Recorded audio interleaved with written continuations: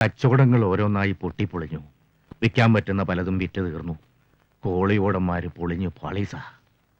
സ്ഥിതി പരമേശ്വരന് നല്ലവണ്ണം അറിയാം. എന്നിട്ടും ഈ ബന്ധത്തിന് തയ്യാറായല്ലോ. അതെന്റെ മോന്റെ പുണ്യം.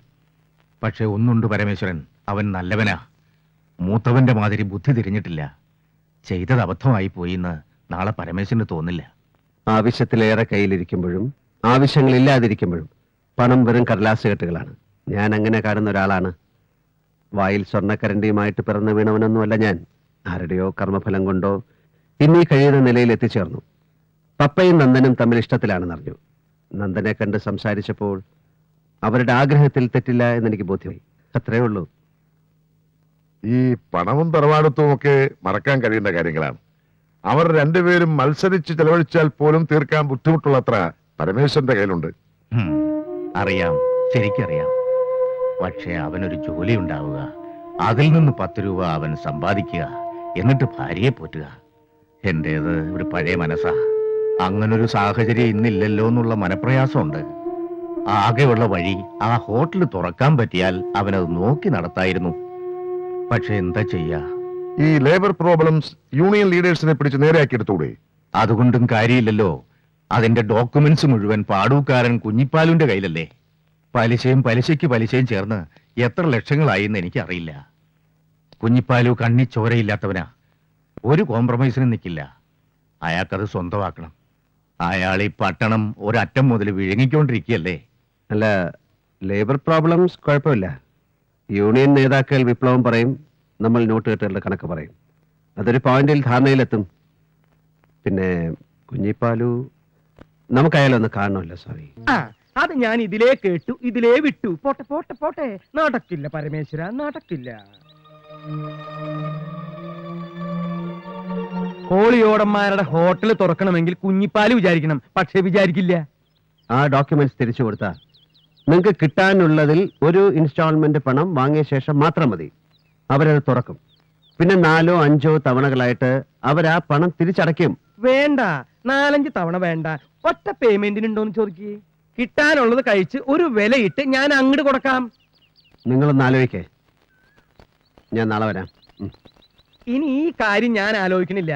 ആലോചിച്ച കാശ് കിട്ടുന്ന എന്തൊക്കെ കാര്യങ്ങൾ ഈ ലോകത്തുണ്ട് പരമേശ്വര. ഞങ്ങള് നാളെ വരാം. വേണ്ട, ഞാൻ നാളെ ഫ്ലൈറ്റിന് മദ്രാസിൽ പോകും.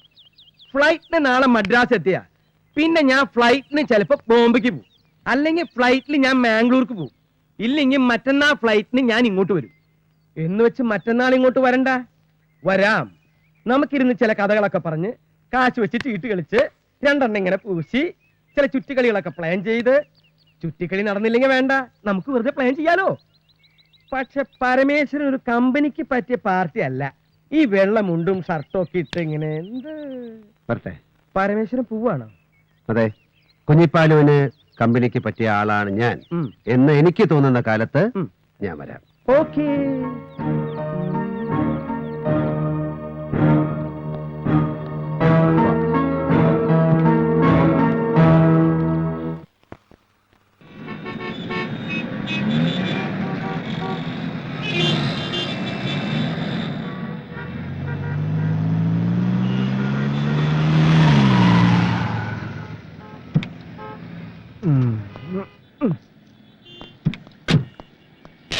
അയ്യോ, ക്ലീൻ കരോ.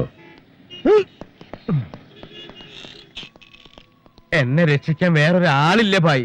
ഇന്ന് ഇറാനിയെ കണ്ടില്ലെങ്കിൽ ഞാൻ ബോംബെക്ക് വരുമായിരുന്നു. ഈ ലങ്ക ഷെട്ടി എന്ന് പറഞ്ഞ തെണ്ടി. കുഞ്ഞിപ്പാലു. ഹായ് നന്ദകുമാർ. വാട്ട്? ലങ്ക ഷെട്ടി. ആര് പറഞ്ഞു? ഞാൻ പറഞ്ഞു. നെയ്, ഞാൻ ജഗൻ ഭായിയോട് പറഞ്ഞ് എല്ലാം ക്ലിയർ ചെയ്തതാണ്. സബ് കുച്ച് സെറ്റിൽഡ് ആയിട്ടില്ല. ഏയ്, ഞാൻ Madras. Anyway I am coming. Okay ഇൻഷാല്ലാ.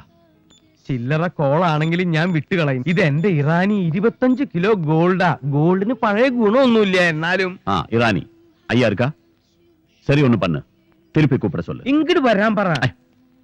ഇറാനി തെരിയും അവർക്ക്. ഇറാനി ഞാൻ ഈ പറഞ്ഞതൊന്നും ഇറാനിക്ക് മനസ്സിലായില്ല എന്ന് തോന്നുന്നു. താനിങ്ങനെ കപ്പന്ന് പറഞ്ഞുകൊണ്ടിരിക്കണ്ട. എനിക്ക് കാര്യം മനസ്സിലായി. എടോ, ഇന്ന് ഇന്ത്യയിൽ നമ്പർ 2 ബിസിനസ് ചെയ്യുന്ന ടോപ്പ് പാർട്ടീസിനെയാണ് താൻ ഇവിടെ കാണാൻ പോകുന്നത്. അതിൽ ഞാൻ തന്നെ പരിചയപ്പെടുത്തുന്ന ആളിന് മാത്രമേ ഇക്കാര്യത്തിൽ തന്നെ സഹായിക്കാൻ പറ്റൂ. പിന്നെ ആ മനുഷ്യനോട് സംസാരിക്കുമ്പോൾ സൂക്ഷിക്കണം. നല്ല റെസ്പെക്ട് വേണം.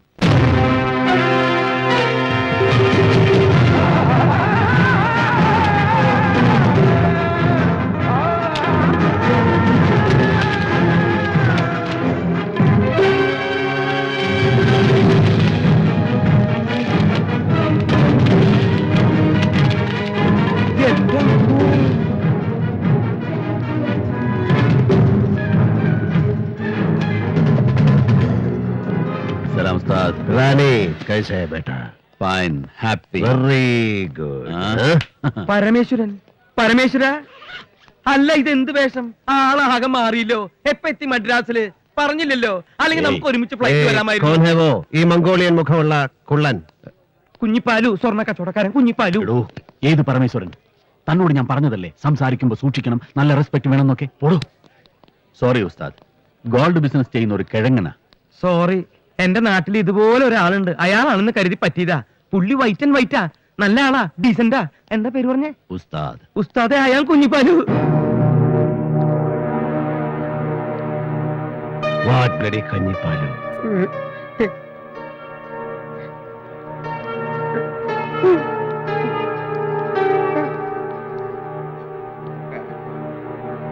ഉസ്താദ്.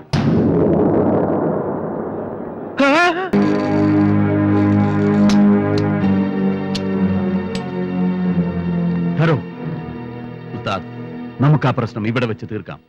യൂസഫ് ബായി അതിനാണ് വന്നത്. എനിക്ക് ഇവനുമായി തീർക്കാനുള്ള പ്രശ്നങ്ങളൊന്നുമില്ല. ഇവന് കാണുമായിരിക്കും.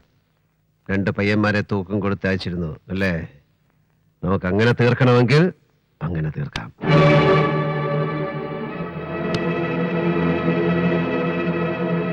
മാപ്പാക്കണം.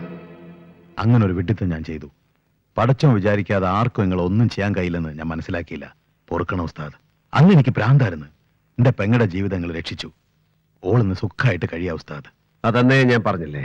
കഴിഞ്ഞത് പോട്ടെ, ഇനി പ്രശ്നങ്ങളില്ല. സബ് കുച്ച് സെറ്റിൽഡ്.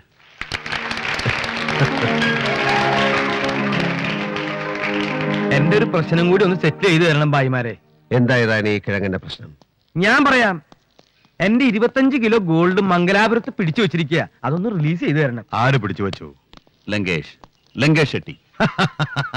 ഉസ്താദ്, ലങ്കേഷ് ഷെട്ടി ആരാന്നറിയോ? നോ. ഇവന്റെ ആളാണ്. ഹലോ, അതൊന്ന് ഡീൽ ചെയ്യൂ യൂസഫ്. ഷുവർ. ഞാൻ എന്ത് വേണമെങ്കിലും തരാം. ഫീസ് ഞാൻ വാങ്ങും, പക്ഷെ ഇതിനില്ല. കാരണം എന്റെ ഉസ്താദ് ഞാൻ കോംപ്രമൈസ് ആയ ദിവസമാണിന്ന്. So this is free service. Okay Yusuf, ഞാൻ പോകുന്നു. Okay. ഈ രാത്രി തീർക്കേണ്ട കുറെ ജോലികളുണ്ട്. ഒരു സത്യം പറഞ്ഞിട്ട് പോവോ? രണ്ടും ഒന്നല്ലേ? അതും ഇതും ഒന്നല്ലേ? ഇതും അതും ഒന്നല്ലേ? അതും ഇതും ഒന്നല്ലേ? കോളിയോടന്മാരുടെ ഡോക്യുമെന്റ് അത് വിട്ടുകൊടുത്തു.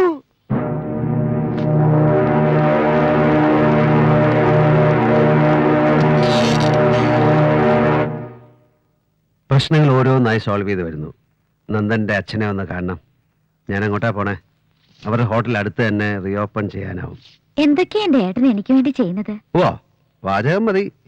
പുര നിറഞ്ഞു നിൽക്കുന്ന ഏട്ടനെ കെട്ടിക്കാൻ നീ വല്ല ശ്രമവും നടത്തുന്നുണ്ടോ? ഒരു പാലം ഇട്ടാൽ അങ്ങോട്ടും ഇങ്ങോട്ടും. കേട്ടിട്ടുണ്ടോ? നോക്കിക്കോ, പപ്പ എന്തൊക്കെയാ പ്ലാൻ ചെയ്യുന്നതെന്ന്. പക്ഷെ പപ്പ പറയുന്ന പെണ്ണിനെ തന്നെ കെട്ടണം. സമ്മതമല്ലേ? Good boy. അതെല്ലാം ഫിക്സ് ചെയ്തിട്ട് പപ്പ ഈ വീട് വിട്ട് പോവും. വിട്ടുപോവാ? നീ എന്നെ വിട്ടുപോവാൻ പോവാ? പോണല്ലോ ഏട്ടാ.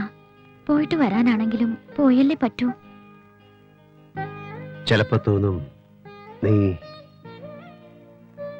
വലുതാവണ്ടായിരുന്നു.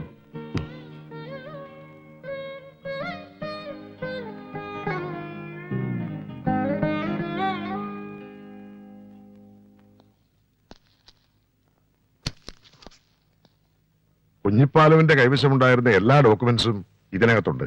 ഈശ്വര. പലിശ കുഞ്ഞിപ്പാലുവിന് വേണ്ട. മുതൽ ഇൻസ്റ്റാൾമെന്റ് ആയിട്ട് കൊടുത്തു തീർത്താ മതി.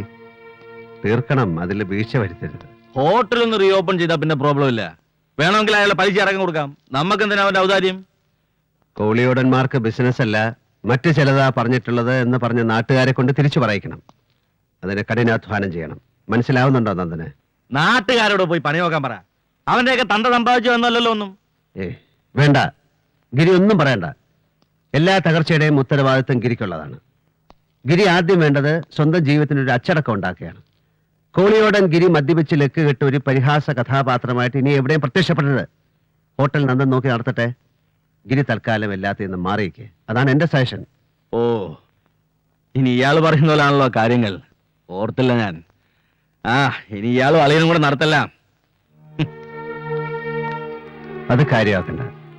വീണ്ടും വലിയൊരു കടക്കെണിയിൽ വീഴാതിരിക്കാൻ അവന്റെ ദേഷ്യം കണ്ടില്ല നടിക്കാം. ഉവ്വ്, എല്ലാം പരമേശ്വരൻ പറയും പോലെ.